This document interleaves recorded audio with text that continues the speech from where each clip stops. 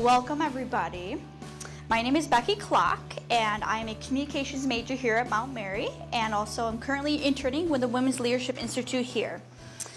The Women's Leadership Institute Studio Series brings inspiring, successful, strong women leaders to our campus to engage, encourage women of our university to be creative in their own leadership. So today we would like to present our special guest, Jessica Disu, aka FM Supreme.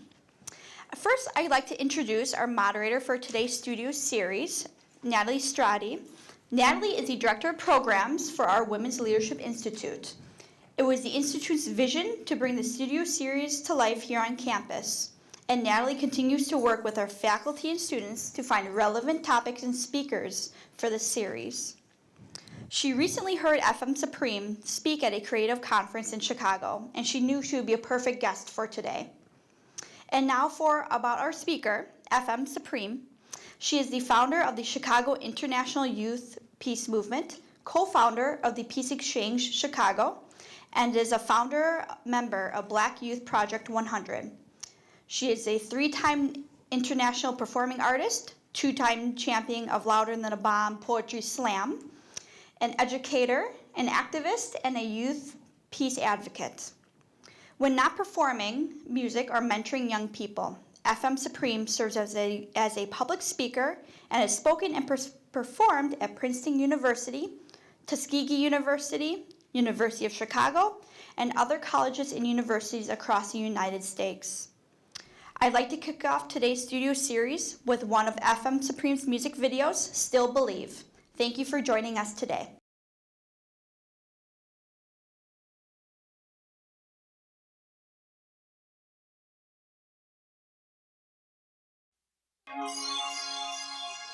I believe in Chicago. I believe in peace. I believe in a brighter future. I believe in myself. I believe in my parents. I believe in education.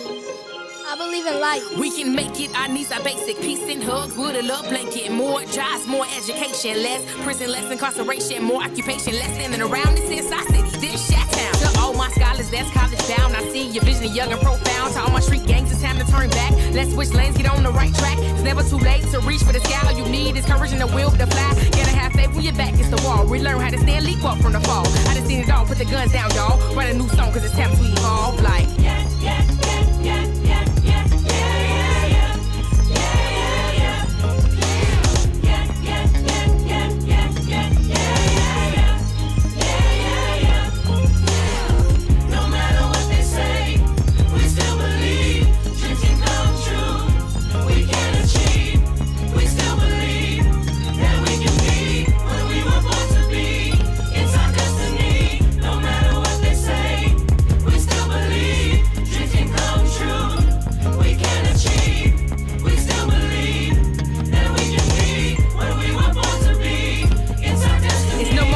Just time to do. Hopefully the action change starts with you. No more shooting around like a fool. It's time to work hard and go back to school. We all have a purpose, we all have dreams. Mutually exclusive or not those things. Living life matters, young kings and queens. More than a conqueror can handle all things. By any means, it's time to reach conflict resolutions in the streets. Just cause you and I don't agree, don't make me and you enemies. Get it? Bless the child who has their own, who love to speak, hope on microphones, committed to peace. Chicago, you're my home. Please put the guns down by the end of the song. Like, yeah, yeah, yeah, yeah, yeah, yeah, yeah, yeah.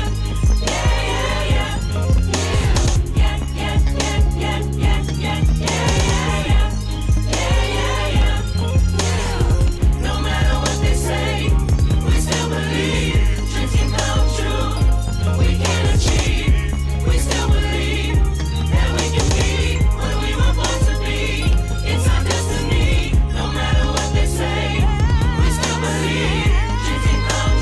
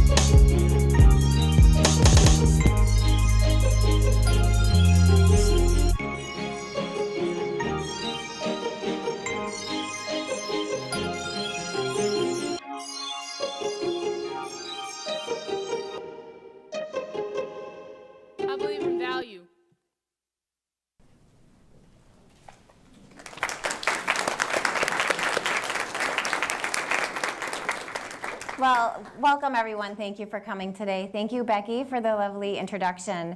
As you can hear from Jessica's background and from her video and her awesome lyrics, that's the fourth time I've heard that video. It's so cool. We are really excited to have our guest here today, Jessica. She is so talented and has so much to offer in the conversation today. So thank you very much for joining us. Thanks so much for having me. We're just very, very privileged that you're with us today. So you and I had a conversation last week, and we really talked about your upbringing, kind of all of these pivotal moments in your life on how you became the person you are today. And so I'd like to talk with you a little bit about some of those pivotal moments, because you truly are an inspirational person at such a young age, and I think you just have so much to offer here today. So let's start from when you were little. You were separated from your biological mother. You were in the foster care system. You wanted a relationship with your biological mother. So tell us about that part of your life, because it truly made you a really strong little girl, and it ultimately led you to change your name. So kind of talk about all of that. Absolutely. So my brothers and sisters and I were in foster care for 4.5 years. I was 8 through 12. We were in the system, and during our time in the system, my mother was pursuing a career in the music business. She had her own production company. She managed local artists back home in Chicago. And when we would have weekend unsupervised visits, we would get to hang out with my mom, and we would go with her to the recording studios back home. And it was some of the bigger studios called Chicago Tracks. No longer exist today, but back then, R. Kelly recorded there. In sync when they would come to town, Britney Spears, Jay-Z, all these stars. And I was like, and my mom was just so into like the business of the music industry. And I just was like, well, you know, maybe if I was an artist, I'd get to hang out with my mom more. I have more time, more of her attention. And I decided to rap. And I told my mother that I was gonna be a rapper. And she's like, well, what's your rap name? And I'm like, I don't know. I just know I wanna rap. And she's like, okay, well, you probably need a rap name. And then a few weeks later, she called me at my grandmother's house, and she's like, Supreme Being. And I'm like, what? She's like, do you know what Supreme Being means? I'm like, no. She's like, well, what's a human being? I'm like, we all are human beings. And she's like, exactly. And she's like, there's one Supreme Being. She's like, and that's God. And if you work hard, you could be like the Supreme Being of rap. It'll be a metaphor. And she's like, everybody call you Supreme. I'm like, okay, that's cool. I liked it. And then I would just tell everybody, my name's Supreme Being. Call me Supreme. My name is Supreme. And by the time I'm in high school at 15, like my nickname is Supreme. My mentors called me that, my classmates, different artists at the school that I was going to. And I would find myself, when I would freestyle in the cafeteria, I would always either end or begin with Supreme FM or FM Supreme. But I hated the radio. And I was like, why do I keep saying that? Like, why am I saying FM Supreme or Supreme Being? So one day I told a friend, I said, hey, I think I'm gonna change my name to FM Supreme. He's like, that's cool. He's like, but FM Supreme Being, that's a long name. I said, I didn't say FM Supreme Being. I said FM Supreme, cutting out the being. It's kind of lame now. I'm past that, you know? And he's like, okay, well, like the radio. I said, no, I hate the radio, so no, it's not gonna work. And he's like, well, and at that time I was developing consciousness of civil rights leaders and Black Panthers and leaders from the Black Power movement. And so I was studying, reading Angela Davis, her autobiography, Assata Shakur, her autobiography as well. And my friend is like, well, what about FM Female Malcolm, like female Malcolm X? And Malcolm X is my favorite freedom fighter ever. And I'm like, I love Malcolm, but I don't want to be the female anybody. I want to be me, like, you know. And so I'm reading Assata Shakur's autobiography, and Assata, whom many of you may or may not have heard of, she's actually in Cuba. So she's been in exile in Cuba since the late 70s when she escaped from prison for an incident that happened on the New Jersey Turnpike. And Assata kept talking about the Maroons. We, the Maroons, the Maroons, the Maroons. I said, well, what's a Maroon? And so I Googled the Maroons. It's 2004. We live in the era of Google. And what is the Maroons? They're runaway slaves who started their own colonies. I said, that's it. FM Supreme, forever Maroon Supreme. a runaway slave to the system. I'll never conform. And that's been my name ever since. It's crazy, though, how you started with FM Supreme and you didn't even know why. Like, you just wanted it to be FM Supreme. Right. So, how it transformed. And then how did your relationship end or not end, but continue with your biological mother? Oh, it went really well. So at 12 years old, we're returned back home. The states give my mother back full custody of me and my siblings, which was a blessing. And we moved to the south side of Chicago. And at that time in my life, I kind of, rap was, like I said, I wanted to impress my mom. I wanted to, but now we're back home. So I see my mother every day now. So it's kind of like, I didn't really have a full, I think that's a superficial reason to do anything. Well, now as an adult, but back then, obviously I didn't think that. But my cousin in 1999, before we had got returned home to the system in 2000, in 1999, my cousin was being abused by her boyfriend. She was a victim of domestic violence. And I would come home from school, and some days she would have black eyes, some days she wasn't there. And she was 16. One day, I came home from school, and everybody's doing what they're doing. I'm like, well, where's my cousin? And they're like, oh, she's in the hospital. Well, why she's in the hospital? Is everything okay? It's like, oh, he shot her. He shot her. But she's okay. She's fine. He shot her in the leg. She's alive. She's well. He's actually at the hospital. I said, he shot her and he's at the hospital? This is crazy. And then the rapper Eve, who was signed to Rough Riders, which is a record label with DMX and other hip hop artists, Eve came out with a song called Love is Blind. And Love is Blind is about domestic violence. And she's talking about her best friend who was abused by her boyfriend. And then in Eve's song, the guy kills her friend, which was kind of like a fictionalized version of what happened. And then in the song, she kills the guy. And so the verse would start like, I don't even know you and I hate you. See, all I know is that my best friend used to date you. How would you feel if he held you down and raped you, tried to trap, but he never could escape you? And those words for me, it was like, even though it wasn't exactly the same thing with what I experienced with what I was witnessing with my cousin, it was like she was telling my story. And then to see the music video and to see this girl getting beat and eventually killed, and the fact that my cousin's, baby's father had shot her, I'm like, Eve is telling my story. I could just write songs about what I see and what's going on in life, because chances are somebody else is experiencing it, because there's no way that Eve could know that she's speaking directly to me. And I can't put together the words of how I feel about my cousin's boyfriend beating her, but if I could, that's how I feel. And so I kept that with me, and it kind of gave me like more of a purpose with rapping besides trying to become closer with my mom. And I guess it gave me depth, rather. And we moved to the south side of Chicago in 2000. We're living on 28th and King Drive, and then eventually we moved a couple years later to the southeast side. And I'm coming home from school one day, and there's a detour. It's one of the coldest winters ever in Chicago, and I was going to Catholic school in my little skirt, and the bus driver's like, you gotta walk 5 blocks down that way. I'm like, 5 blocks? Long story short, they were filming a movie by my house. They were filming a movie called Barbershop. Barbershop starred Eve, Ice Cube, Cedric the Entertainer, Michael Ealy, etc. So I'm like, wait, coming from foster care, the idea that a movie set, that I get to see that in real life, let alone someone who really inspired me, like my favorite female rapper is like in my city, by my house doing a movie, I gotta meet her. So I ran up there, and it was like cold, and I just talked to different production assistants. I'm like, where's Eve? Is Eve here? And they're like, no, Eve's actually in LA. She'll be back in 2 weeks. I was bummed. I was like, 2 weeks? I'm like, well, I see Ice Cube walking past. I'm like, he's cool, but I wanted to meet Eve, So I'm like, I'll stick around. And I tell the guy, I'm like, well, I rap. He's like, you rap? I'm like, yeah. And at the time I was 13. My name was Supreme Being still. I was like, yeah, I'm Supreme Being, blah, blah, blah. And he's like, yeah, okay. And I was like, well, can I rap for you? And I rap for him. He's like, you know what, kid?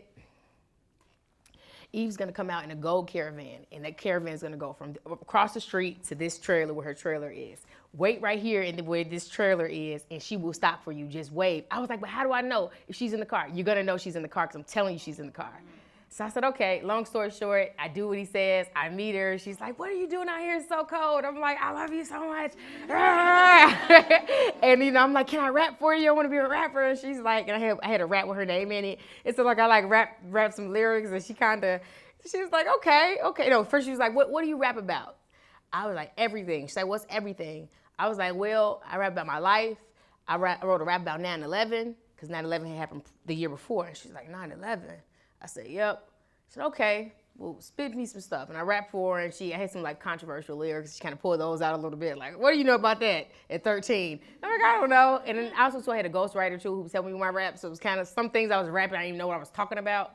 But whatever. Long story short, she becomes my mentor. So for about 3 weeks, I go up to her every day. I have, like, her contact information. I'm with her assistant. The kind of, like, everyone, Ice Cube, Michael Ealy, everyone on staff, like on the production, it was kind of like I was unofficially part of the production. Like they was, oh, that's just Supreme. She can, you know, and I really felt like I was gonna get a record deal. And, you know, I thought I was. And then the movie, once the movie wrapped, Eve and I kept a contact through email, and then eventually just died down. But ever since then, I had been on a path to pursue, I'm like, you know, it's one thing my mom said I can rap, like Eve said I can rap, like this is it. And then, you know, I get older, I, you know, graduate from 8th grade and go to high school. And sophomore year, I meet my first mentors from Kumba Links, a arts and education nonprofit back home, and it's there where I get involved with spoken word. It's there where I get inspired for the Maroon, for FM that came later, and they actually introduced me to Louder Than a Bomb, the largest youth poetry slam in the world. So your mentors are the ones who have encouraged you to enter the, a poetry slam, Louder Than a Bomb. Mm-hmm. So talk about that and what that was, and your perseverance to actually win Louder Than a Bomb. You had to enter yourself 3 times, right? Yeah. So Louder Than a Bomb. So when I was introduced, I wrote a poem in spring 2014 2004 called The Movement. And it was basically about how I could just see injustices in society that I should not have been able to articulate at the age that I was, but I was able to see it so clearly, and I wrote it in a poem, and I shared it with my mentors, and they were like, you have to perform this in Louder Than a Bomb.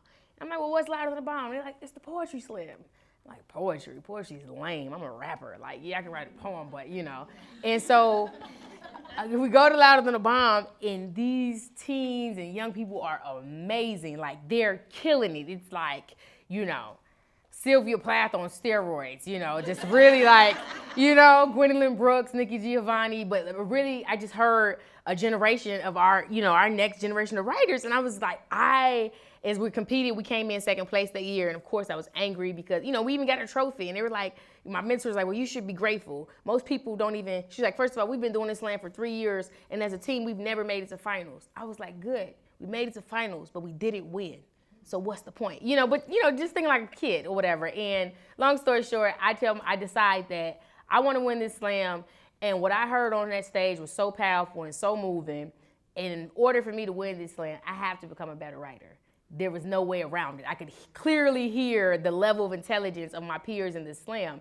And there's a private school back home in Chicago called the Chicago Academy for the Arts High School. It's the only private art school in the state. And I told my mom, they actually competed in the slam. They came in 4th. I said, well, Mom, I think I want to transfer to the Chicago Academy for the Arts. And they have a writing program.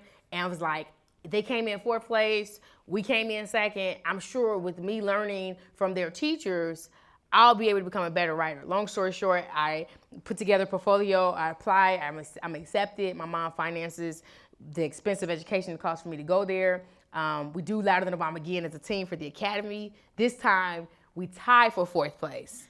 So now I'm just like, you know what? I'm probably gonna have to win this on my own, which is what I did. And so the next year, my senior year, I decided I'm not being on anybody's team because you have individuals compete as well. And the winners of the slam, they send a winning team, and then the highest individual poets create an all-star team and go to Brave New Voices, which is the international slam. 2006, I write a poem called Running and talk about basically how I'm running from stereotypes in my community. I'm running from false expectations, all these misperceptions. And I think I came in 2nd place overall, and so I was blessed to go to internationals.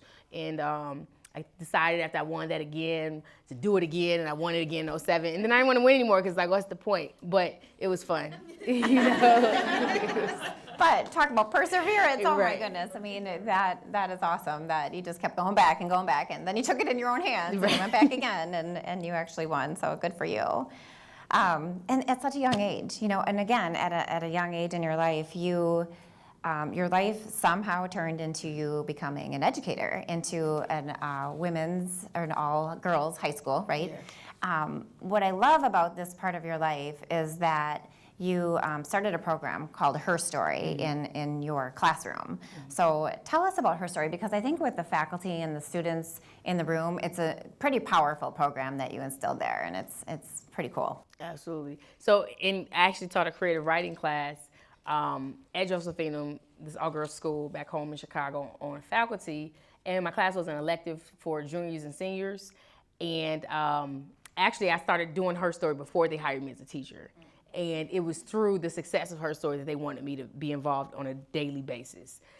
So the year prior to joining the faculty, I did Her Story, and the young ladies wrote monologues. The idea was for them just to give a presentation for American literature or English class. And they would come into rehearsal or practice or our workshops, and they would read these poems and monologues that were like dry and boring. Not because their story was boring, but because there was something they wasn't saying. And because there was something they wasn't saying, there was no connection, not for me or for their classmates. And so I would let them tell their story, and I pull out a line. Talk to me about that. What are you not saying right there? And one by one, they began to break down and cry and let out their stories. Some of them had been bullied, raped by family members, molested, or just different burdens that they were carrying with them through their journey to where they were.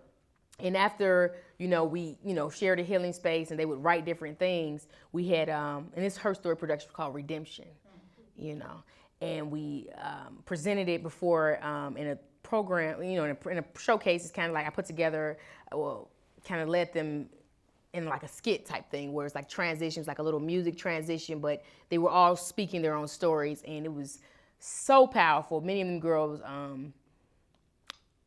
I wouldn't say that they were delivered, but I would say that it definitely put them in a place where they began to seek their purpose, and it freed them from the bondage that was holding them. And the principal and the president of the school was very empowered by the program, that they're like, you're not going anywhere. We need you on faculty here. I'm like, but I don't have a degree. They're like, it's a Catholic school. You're an expert. I was like, but I don't have a curriculum. You can write a curriculum. I'm just trying to make all these excuses of why I shouldn't or couldn't. And it kind of just made sense for me to take the position. And so as I'm doing the creative writing class with the juniors and seniors, after school, all of the schools from 8th through 12th, the younger kids are coming to me. And they're like hanging out. And it's like kind of like a counselor unofficially. And so we just do Her Story, and we open up Her Story to the entire school from 8th to 12th. And it was just it was just so powerful. The first one, and then we ran it 3 times, 3 different productions. The first one was Choices, and we used Nikki Giovanni's poem Choices to kind of break it down. And these young women, I mean, it really changed my life. And it changed my life because it was working at this all-girls high school that I realized that my calling was to serve young people, and specifically women. And I never saw myself as a leader or a positive person, per se. I just saw myself as myself on a mission, pursuing my vision. And at the time, I thought that I wanted to be a rap star, and that was my goal. And these different things were coming by way of my past, and, it just happened. And so, after doing Her Story, after we did Choices, we did another production of My Sister, My Queen, which is where these young women kind of affirmed each other and lifted up their stories, their mothers, their grandmothers. And then we did a program called She Real Cool. And She Real Cool was where I'm like, be yourself. Don't try to be positive for me. Just be unapologetic. And in that, what they like, what they don't like, the guys, the girls, whatever. And the Expo for Today's Black Women booked us the headline in 2012, in 2011, that production. So it was really powerful, and I'm still very close with some of the girls from the program. They're in college now, juniors and seniors. One just graduated from college. I'm like, I'm getting old, but I'm only 26, so I got some time. But what I love that you're doing, or that you did in that curriculum, is that in the day and age that the music and arts programs are getting cut from, within our school systems, there are still ways for faculty to incorporate any kind of, music or arts programs in their own classrooms. We don't need the official, going to the music classroom, but we can still do it absolutely in our own curriculums. So that was pretty an amazing thing, and I actually would love for us to adapt something like that here, the Her Story. It's pretty neat what you brought out in these women. Absolutely. It builds a sisterhood. I think it's very important. Yeah.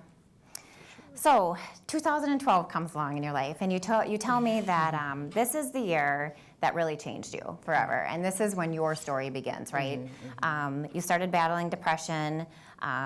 It kind of, though, this bad place in your life really nudged you to go into a more peaceful time in your life and to really start figuring out who you are and what you want to do, right, for the rest of your life. So kind of talk about that time of your life and really how it changed you around. Absolutely. So after I taught on faculty at the all-girls school for a year, I realized that if I wanted to, it clearly was a passion, working with young people, but I never wanted to be a teacher. I was the smart aleck in the class. I was the one who misbehaved, and now I'm on the other side of the classroom, that growing up. So for me at 20, I was 21, 22. So for me at 22, I figured, okay, well, I'm actually good at teaching. I mean, clearly. So, well, not clearly, but I mean, I got a job teaching, right? So that's really, I remember some of my students would say things, or I would teach them about Aristotle or Socrates, things they've never, concepts, and offer my opinion about something. They were like, well, that's just your opinion. And I was like, well, how do I get paid for my opinion? I'm your teacher, right? So it was just like kind of cool to like see, and kind of like to show them too. I'm like, look, I'm 21. Don't y'all understand this is not normal? Like for me, like they're 16, 17, 18. I'm like, this is not normal. This is new for me. And I felt like God made me do high school twice. In that experience, seriously. And, but so as I transitioned out of the school, I fasted and prayed for 3 days. Sun up, sun down, nothing past my throat. No water, no food, no nothing.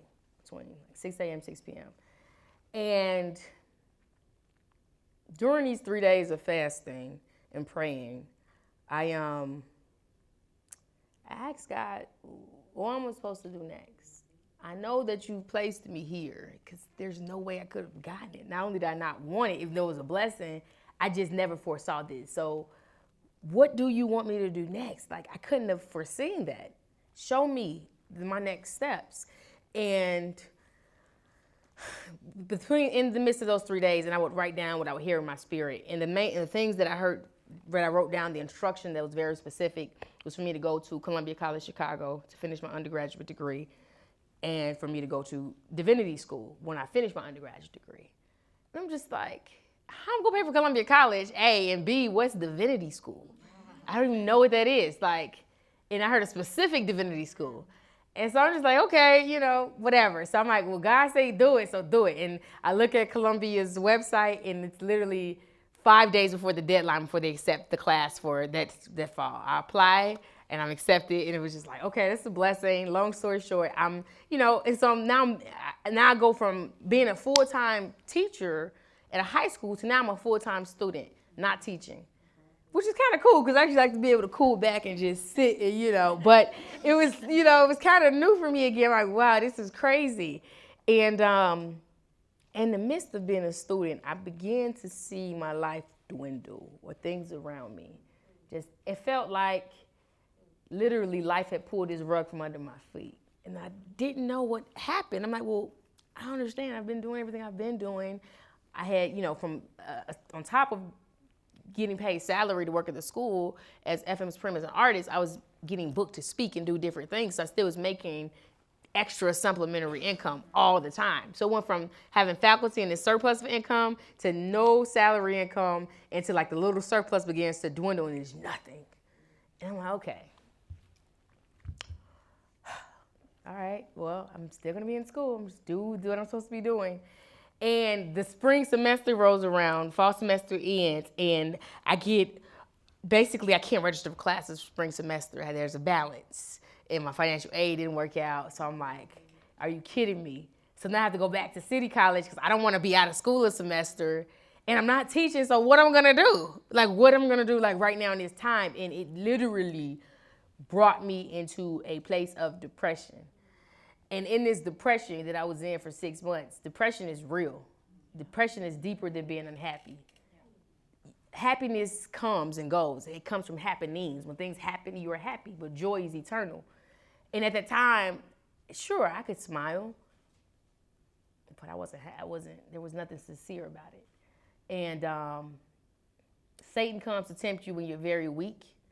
And I was very weak, spiritually, emotionally, and also, most importantly, is I didn't have a vision. I went from being a girl who always had a vision of something next to nothing. I see nothing but darkness, and there's a voice in my head telling me that God isn't real, that there is no purpose to life, that everything I've achieved is all that I'm ever going to achieve, and this is it. You might as well kill yourself. This is something I heard daily in my head.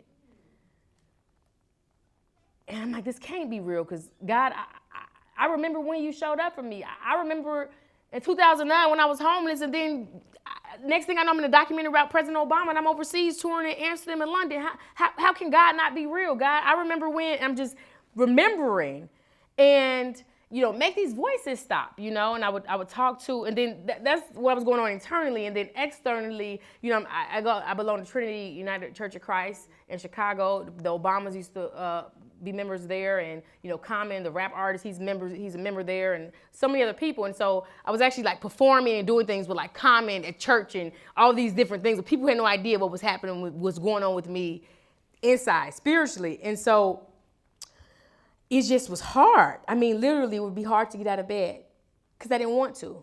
And do what? If there's no purpose to life, then I don't want to live. That's how I felt.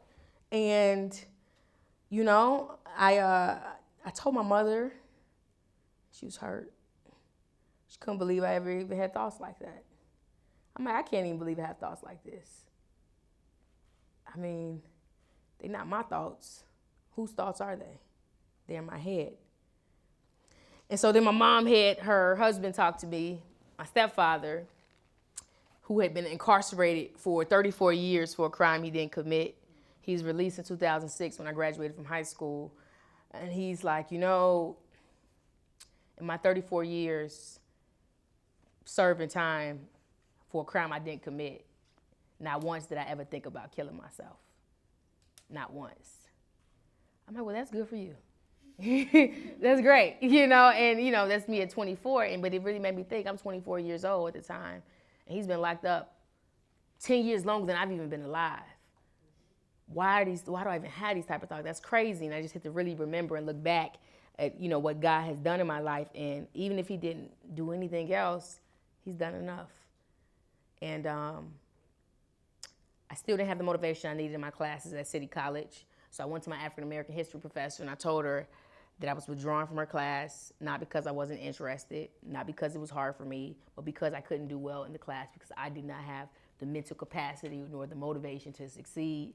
And I'm an A and B student, and I can't earn an A or B in here with my mind the way where I'm at right now. It's I'm not only withdrawing from your class, I'm withdrawing from all of my classes. My mental health is not right. I'm just not well.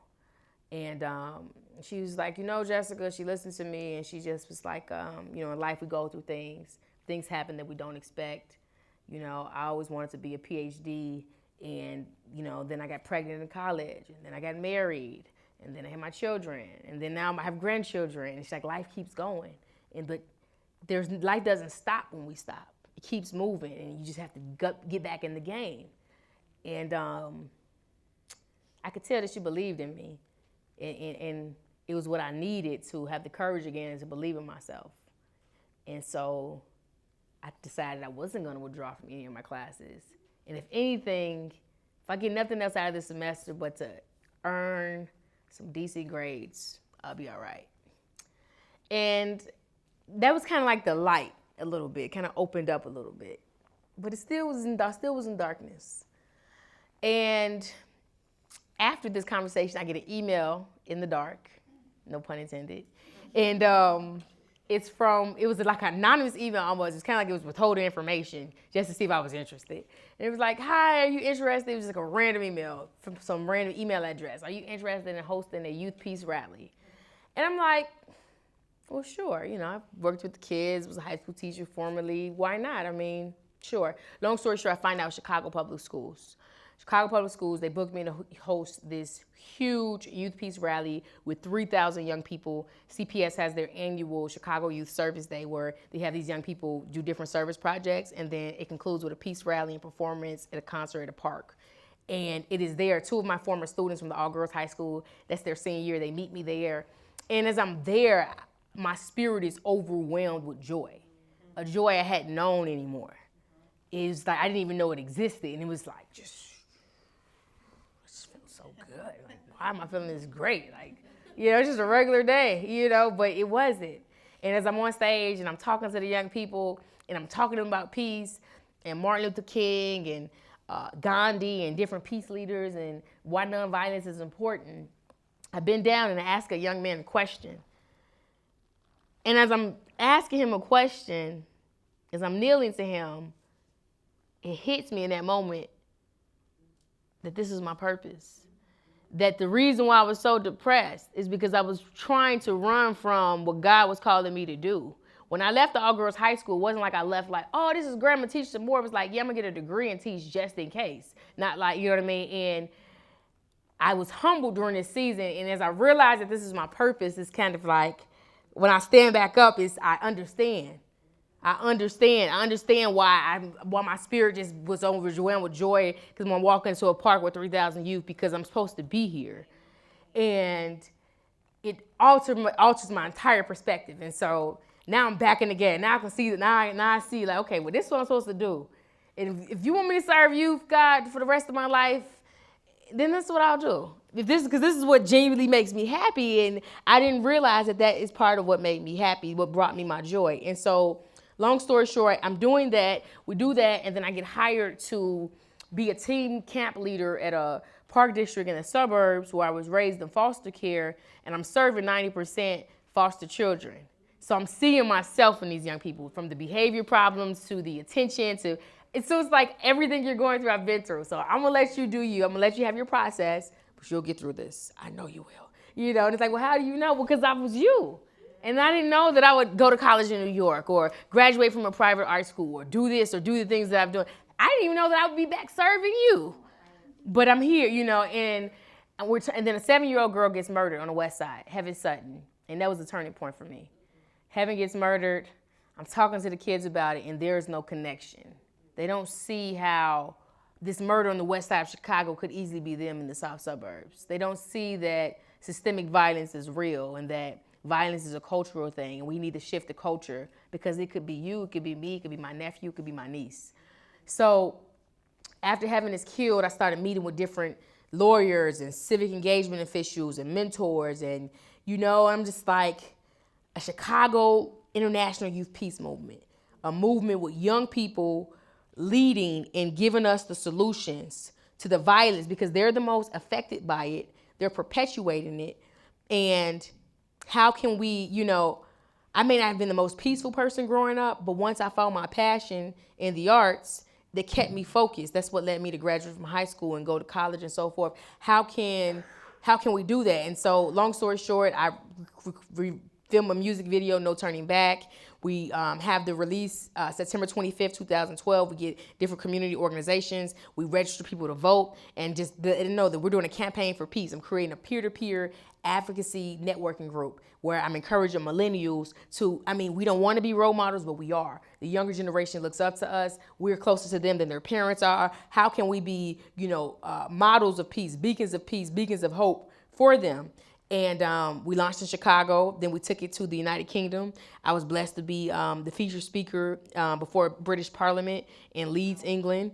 And so for me, it's blowing my mind because earlier this year, I was in depression and now I'm back overseas. So it's like, and speaking about youth violence in Chicago and in the States and how like gun violence is really an American thing.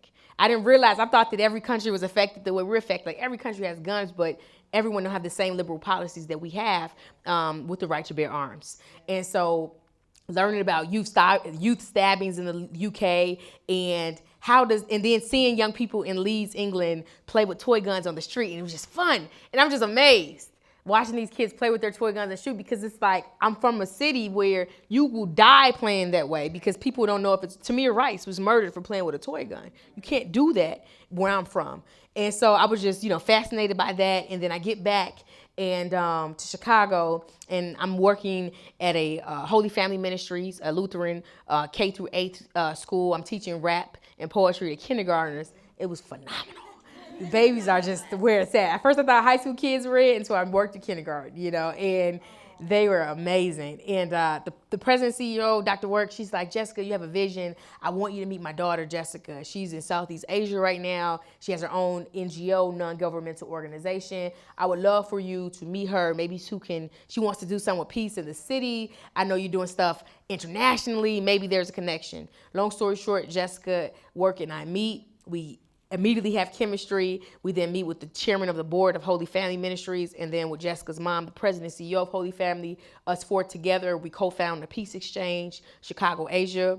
We partner with community organizations, and we created a curriculum of 60 hours of studying different forms of violence: systemic violence, violence against women being the most prevalent form of violence, and how you cannot talk about any form of violence without talking about violence against women. And also, more importantly, Gandhi said that poverty is the worst form of violence. How can we talk about violence without talking about poverty, without talking about justice, right? And so we learned these different things. We visited the Illinois Holocaust Museum, met with a survivor there, and I couldn't help but, as I stood in the Holocaust Museum in one of those trains, to think of my ancestors in the Middle Passage and see the direct correlation of hate, and why peace is necessary, why peace is needed. And so from there, after our 60 hours of studying and producing the National Youth Forum on Violence, Transforming Pain into Power, we took a 15-day trip to Southeast Asia. We went to Thailand and Myanmar, where we practiced building peace and mindfulness and meditations with Buddhist monks on monasteries. And it was an experience. I mean, first of all, we had to surrender our electronics, which is a lot. Like when you're so used to Instagramming and Twittering, it's none of that over there, especially in Myanmar. Myanmar was closed off from the West for 50 years. They actually just opened back up maybe 2 years ago. And so being over there and seeing the cultures there and knowing that a Burmese monk or sister or a Thai brother or sister in a African-American person, like there are not many similarities besides us being a minority. Like culturally, we're different. However, what I admire about the Asian culture, which is why I'm studying abroad in Singapore in the fall, we'll talk about, is the community. They value community. They're very about group things, where in the Western world, in America, we're very individualized. It's all about the individual. I have to do this. I. Whereas in Asia, it's we, and we. And with that we comes a pride that you take back in your community. It doesn't, that we're in Myanmar and they're so happy to see us. We're American, clearly they knew we're American. They're just like, everywhere we go, these are some of the most poorest people we've ever met, and they're offering us food. The idea that they want to share the little that they have was just, it blew my mind. And the one question they always ask in Myanmar is, are you happy? Are you happy in Myanmar? I'm like, well, how can you not be happy in Myanmar if everyone's asking you, are you happy, And, and I came back realizing that, knowing that peace is a process. Peace is a discipline. Peace is a practice. It must be taught.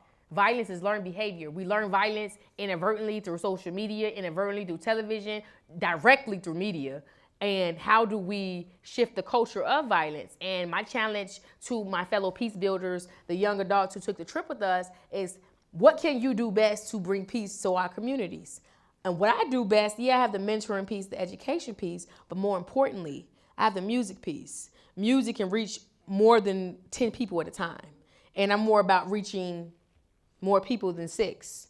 And so, so now I'm using my music to do that. So since 2012, I've been using my music to do that. And so it's just the evolution. And then we get back from Southeast Asia. We did a documentary for 15 minutes. We did a 15-minute documentary. We shared it with 1,000 youth across the city. And then ABC7 pursues me to create a public service announcement song to promote peace, which just came out in March last month. You are clearly unstoppable and pretty awesome. I mean, to be able to lift yourself up from where you were a year ago or 2 years ago and to still make movement and do great things is pretty incredible, I think, especially, at your age, for sure. So during this time, you wrote a song called Push, and it's really all about the peace movement, and it was during this time of your life that you wrote this song, right? Yeah. So we would love for you to perform it for us today. Absolutely. And I do want to preface by saying that I wrote Push 3 days after I had seriously contemplated suicide. And the thing is, people don't talk about suicide or these thoughts or mental illness. And part of me shouldn't talk about it. Like, why should I? But the truth is, I believe that God allowed me to live and to be doing what I'm doing, to share this with you all. Like I said, told them earlier, I don't know if one of you all could be going through something and that you don't speak about because it's not something you talk about. When I was battling my depression, it wasn't something I spoke about. It was just, I felt it. And I didn't have to see a clinical therapist. Right. I didn't need antidepressant pills. Like, once I saw my purpose, my depression departed, period. And I believe that for those who are suffering depression and despair comes when you've lost your focus, period. When you're focused on something, whatever that is, it keeps you hopeful about something.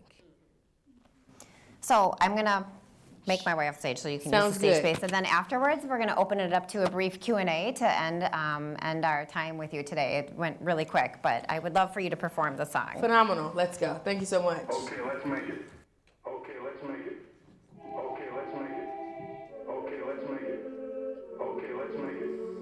Okay, let's make it. Okay, let's make it. Okay, let's make it. Okay, let's make it. Open my eyes, that's orange on the rats. Blood in the sky between you and that. Nothing look forward to my hope pet dad. I lost everything, I could have been dad. Politicians talking over lead them last. Better got jobs, we got our pride. Gotta keep going like the road I strap. First speaking death, let me test the phatic. Poison in the youth, I spit the truth up in this book. Streets is bleeding blood, random slugs be running loose. Post-racial republic, they say we tie our own noose. Blacks hanging blacks, body counts is the proof. Don't need to read the paper. I get my news from Twitter. Social network is our network. Water broke out to deliver. I'm a saint, I am a sinner. It's not a race, I'm still a winner. It took forever to get where I'm going, cause where I'm going, prepare a dinner for the queen. Just call me FM. This real life, I'm not a freshman. Hell, back a couple years, I had to learn a couple lessons. No longer an adolescent, my presence. Leave them guessing, they stressing. New competition, I'm pressing your backwards message like Okay, let's make it. push, Okay, let's make it. push, Okay, let's make it. push, Okay, let's make it. push stronger, push longer, push wiser, push smarter, push, you gotta push, you gotta push, I gotta push, we gotta push, push. When you're going through something, you gotta pray until something happens and keep going. Like, okay, let's make it won't be given. So I gotta take it. Rules of the game, stay in my lane, the virtue. It's patience, the world is changing. It needs great music, Tupac Shakur is my influence. This is a movement, female Huey Newton. Black Panther Party, police stop shooting. 421, I went around the Atlas, crashing, blasting. Feel like I had magic, cause I had nothing but a pocket full of hope. Sponsor myself, never so dope, never so drugs. Blue trees and stabs, my mind plays tricks on me. Have yet to reach my epitome. And these words be lying to me, my enemy. And I believed in her, now I'm leaving her. Cause it's time to grow, live fast, that youngest. All we know in the CHICHEO,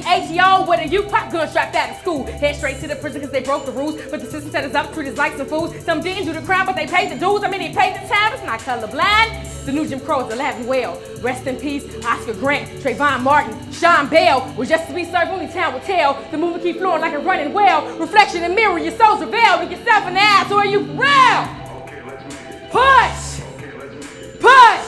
Okay, let's make it. Push! Okay, let's make it. Push stronger, push longer, push wiser, push smarter, push, you gotta push, I gotta push, we gotta push, I gotta push, push, push, push.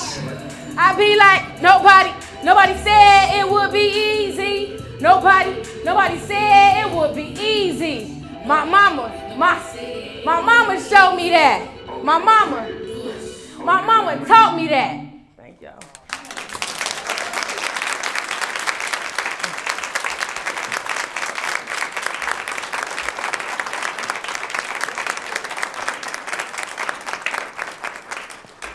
Thank you so much. I mean, talent right here, just true talent. And she writes all of her own lyrics. And by the way, I learned through talking with Jessica that RAP, I never knew it was an acronym. It means rhythm and poetry. Never knew that, but that's my lesson for you today. So I'd like to open it to questions for our audience. We have about maybe 5 to 7 minutes or so. So if anyone would like to start.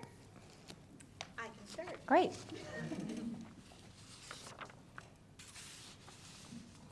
Hi, Jessica.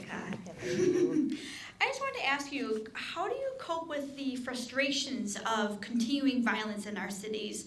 Because it does become frustrating. You try so hard to promote peace and keep doing your wonderful work that you're doing, but how do you do that yourself, and how can young women like ourselves deal with that frustration and try to continue to promote peace? Absolutely. Actually, I live in a hood back home in Chicago. So people get shot around my hood all the time. And actually, a young boy just got murdered.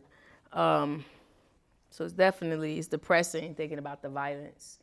I actually don't think about it. I mean, I think about it because you hear it, but I focus on the spirit of God and the spirit of peace and what I believe that God is doing in the world. And I believe that it's weird because when I look at the violence on the south side of Chicago or the west side of Chicago, or even in Milwaukee or New Orleans or Philadelphia, or DC, I'm reminded, honestly, of, especially since African-American males between the ages of 15 and 24 are the most affected victims of homicide, and more than likely, between that age group is the, age of the perpetrator. I'm reminded of, it's weird, but I think of the Bible, and I think of in Egypt, and some of the signs that God was sending for Moses, and when God struck the firstborn of all the males, and every house had to put like the blood of the lamb on the door so that the spirit of death would pass over that. I truly believe spiritually that's where it's at. Like, bullets don't have any name on it. There's nothing, as I'm walking down where I live or whomever is on my block, there's nothing that's stopping us from getting hit by a random bullet but the grace of God. And so I say by, staying focused on the spirit and just really knowing that violence will never be eradicated.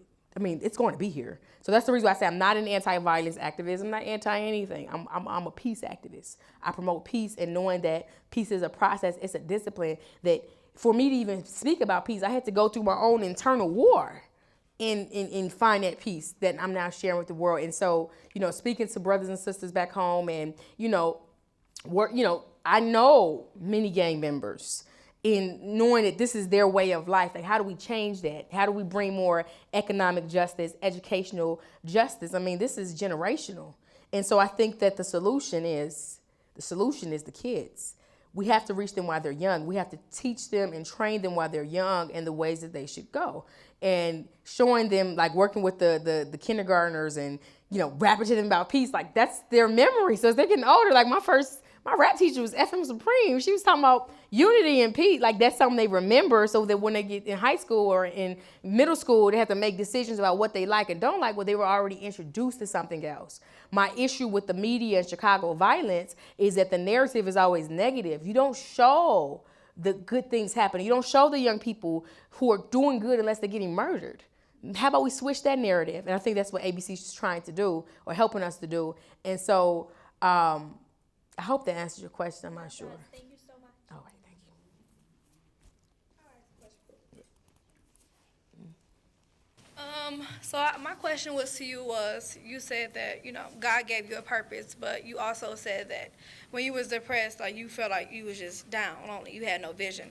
But what else did you have to get up out of that? Like, you had God, he gave you a purpose, but you also had music. What else did you have to do to get up out of that? That's my family. It was, God revealed to me my purpose in April. So the depression started in January of 2012. And in April, my purpose was revealed. And it was kind of showing me it was already in me. I already had it. I didn't accept it when he first showed me at the school, and I didn't know that was it. So honestly, my family, and that's the reason why I love my family so much, is because when you're doing well, everybody loves you. In the world, everybody wants to be your friend. Everybody wants to be associated with you. Everybody wants to, oh, I know her. And then when you're not doing anything, They don't know you. they don't know you. But your family, they knew you before you was doing something when you're not. And so, and it was in that experience that I realized how much I loved my family and how much my family is so much a part of me, and even still believe those are all my cousins and my nephews dancing. So like for me, it was a proud moment for me to see them, on TV. My family, they showed me that like no matter what you do or didn't do, Jess, you've done so much already. We're so proud of you if you don't do anything else. And I'm like, but I'm not proud of myself. I got stuff to do. But that's just my drive, That's just what. One more question if we have one. Oh. Hello. I just want to say I am so impressed mainly by the spiritual component. I'm also a writer, activist. I work with youth, teenagers, young adults.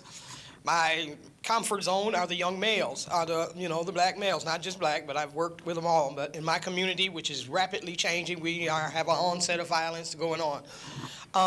My question to you is, have you found, first of all, by you being still in that age group in your 20s, what have you found that helps solidify your spirituality, and have you found something that works? I don't have a problem engaging the young people in the artistic component. Like you said, they like to be out there, they like to voice their words, but the spiritual component is hard to get them to absorb that, to hold to it. So like you said, in times of trouble, you have to have that, Felix the cat, that bag of tricks to reach back into because your life will be under attack. As soon as you start to make progress, Satan is going to try to tear it down. I experienced that because I dream for them. So whatever attacks me will affect the young people that I work with. So have you found something that connects them to the spiritual component? Absolutely. Well, I'm so happy that you just brought that up. I did a program in 2013, right after George Zimmerman was acquitted for murdering Trayvon Martin. My program, My Brother's Keepers, was launched at it's called His Story, My Brother's Keeper, at the Juvenile Temporary Detention Center. And the whole goal was just to get them to write their stories. And of course, I would always pray for them, and I would always come in with my Bible anyway. And one day, I said, let's pray. Can we pray? They said, okay, cool. We held hands, we prayed, I prayed. And the Spirit of the Lord just blew in the room. And when we was done praying, they all opened their eyes and they was like, can we do that again? How come we didn't do this? And I was like, well, I didn't know. I just can't impose what I believe on y'all. And so for me, they're open to it. It has to be the right time. You have to, you know what I mean? And it's just like, because like you said, the spiritual component is important. It's warfare. Like what God got me, I'm putting out metaphorical fires every day. Like so I'm praying in the Spirit, I'm praising, because I already know that. And the thing is too, it's just like, even though I'm so far removed from my depression, though I'm not that far removed at all, the enemy still tries to creep back in. And so it's important to be grounded. One of the extra questions was, is there a special object that you always carry with you? My Bible, my personal Bible is in my pocket, in my jacket. So, there's a way to do it, but it's like, we don't force it on them, and it's always important to talk about what God has done for you, right? We can talk about Jesus in the Bible. I can say what Jesus did in the Bible. I can say what Jesus did in my life, and which is, to me, more important than what he did in the Bible, because I wasn't there. I didn't see that, but what I see every day, right? And so that's kind of how I, bring it in, because a lot of the young people are like, nah, we ain't with that, or if they spiritual, they're not open to Jesus, because white supremacy has made Jesus this blue-eyed, blonde-haired savior that's just not true. Jesus is from the Middle East, but that's a whole nother conversation. And so, whatever, but and because of that, so people are like, man, FM, how are you so free spirit and so radical, but you believe in Jesus? And I'm just like, look, man, I wasn't raised in no church. Period. I learned the word of God through the Holy Spirit. And because of that, I believe that. It's not like somebody sat down and taught me this, taught me that. I'm like, no, I'm not a Bible scholar. I'm just a believer. So, yeah. And anybody who fighting this war against violence, if you ain't got a spiritual covering, you're not gonna go far, period. If you look at all the peace activists, or most of them, they all been killed violently, from King to Gandhi to whomever. And so knowing that you could lose your life just for speaking peace, because that's the world that we live in, and that, you know, there are activists back home who are killed just in the line of fire. You can lose your life for this. You can, but you can also lose your life for just walking down the street. If you were Eric, what's that guy, Walter Scott in South Carolina? So if you're gonna live for something, live for something. You're gonna die for something, die for something. Make sure it's righteous. You know. Well, thank you. Unfortunately, our time is over. It was an amazing conversation. You're an amazing person. Done amazing things so far. I'm sure there's much more that you're gonna do in your life, for sure.